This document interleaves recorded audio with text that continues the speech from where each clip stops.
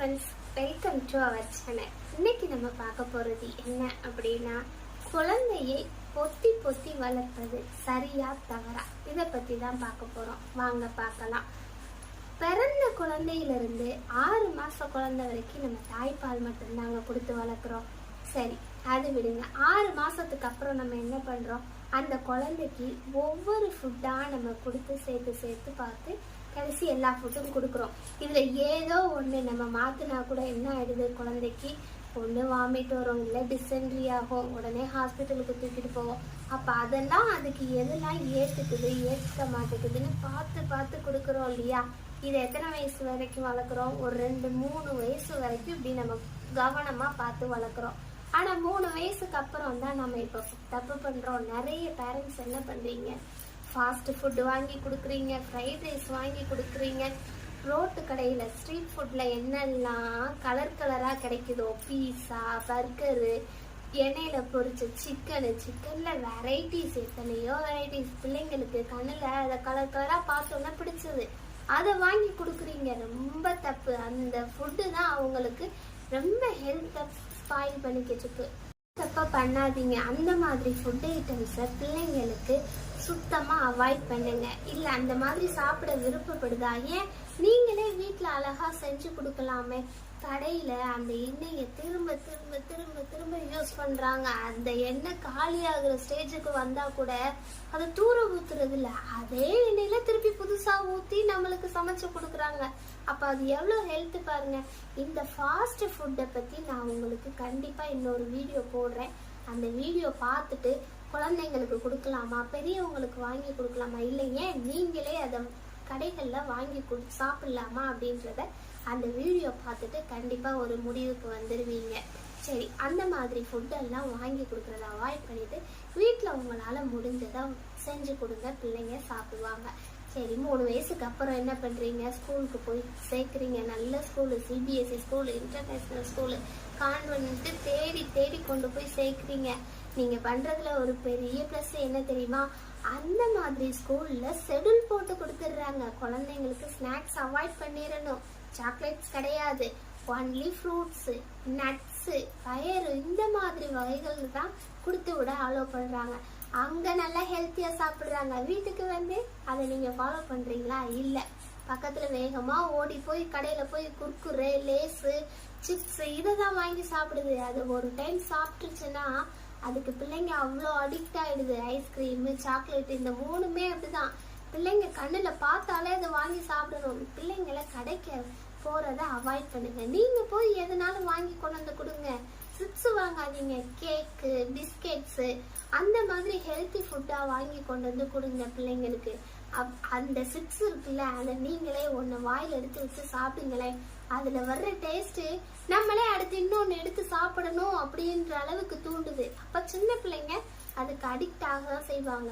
So நீங்கள் கடைகளுக்கு அனுப்புறத avoid பண்ணிட்டு பிள்ளைங்களுக்கு நீங்கள் வாங்கி கொடுங்க. இல்லையா, முடிஞ்சால் வீட்டில் நல்லா ஹெல்த்தி ஃபுட்டு செஞ்சு கொடுக்கலாம்.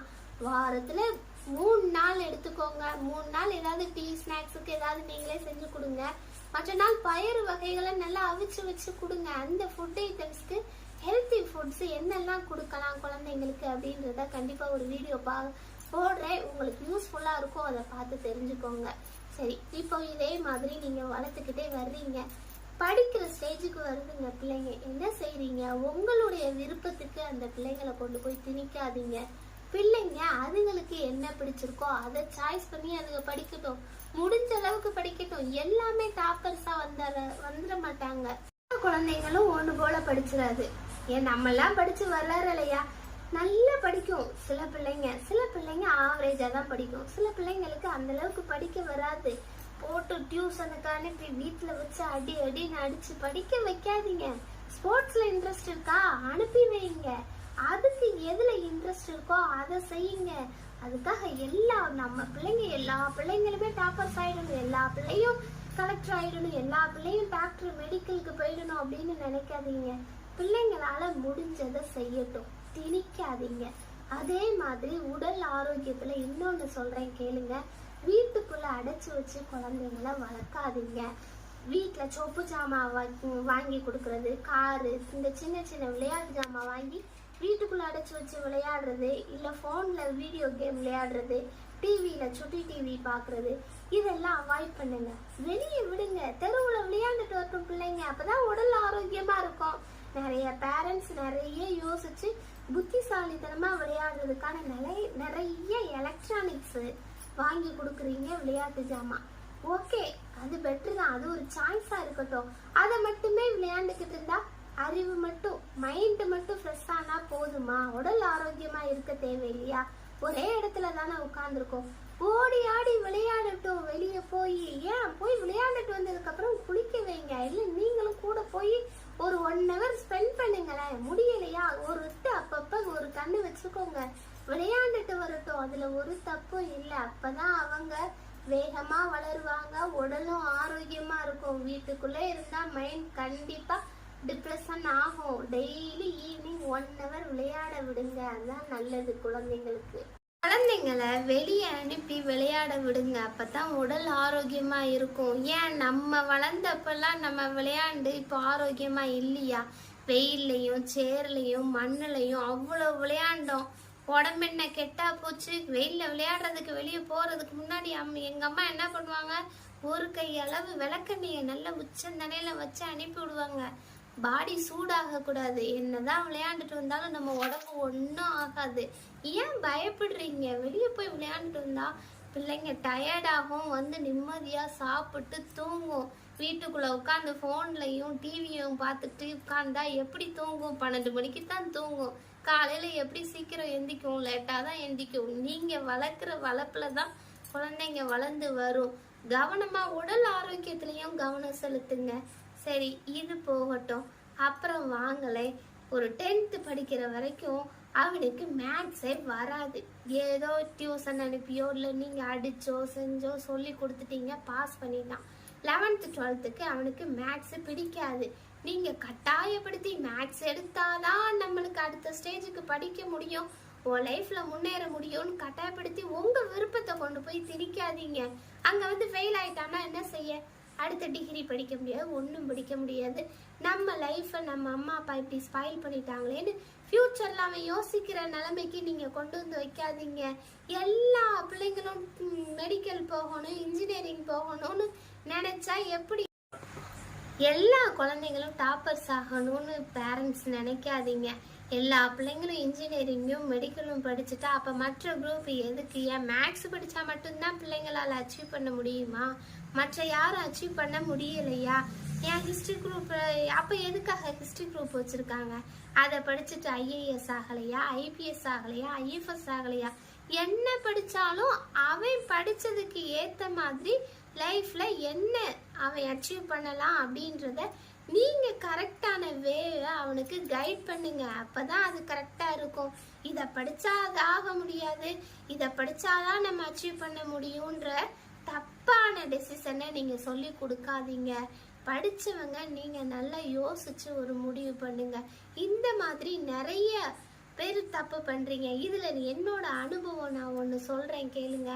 ஒரு பேரண்ட்ஸுக்கு 12 வருஷமா குழந்தை இல்லை, அதுக்கப்புறம் ஒரே ஒரு பையன் நம்மளுக்கு இது வரமா கிடைச்சதுன்றனால வீட்டுக்குள்ள வச்சு பொத்தி பொத்தி வளர்த்துட்டாங்க. வெளி உலகமே தெரியல, யாருக்கிட்டையும் சகஜமா பழக விடல. பயம், ஒரு பிள்ளையா வளர்ந்துருக்கானே, இவனை எப்படி வெளியே விடுறதுன்னு கொண்டு போய் சிபிஎஸ்இ ஸ்கூல்ல சேர்த்து படிக்க வச்சுட்டாங்க.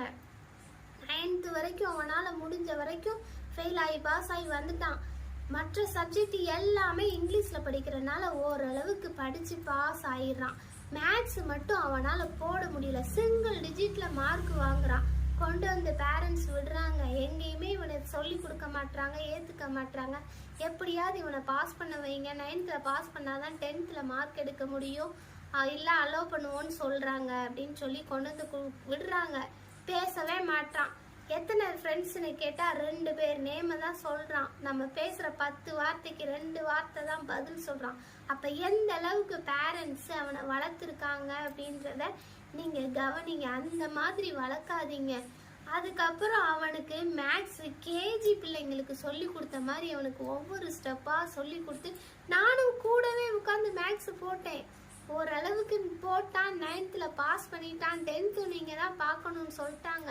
மற்ற சப்ஜெக்ட் எல்லாம் நாங்க பாத்துக்கிறோம். அவனும் மற்ற சப்ஜெக்ட் பாஸ் ஆகுற அளவுக்கு அவனே படிச்சிடறான்.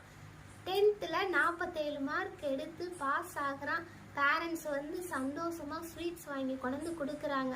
உங்களால தான் இன்னைக்கு அவன் பாஸ் ஆயிட்டான்.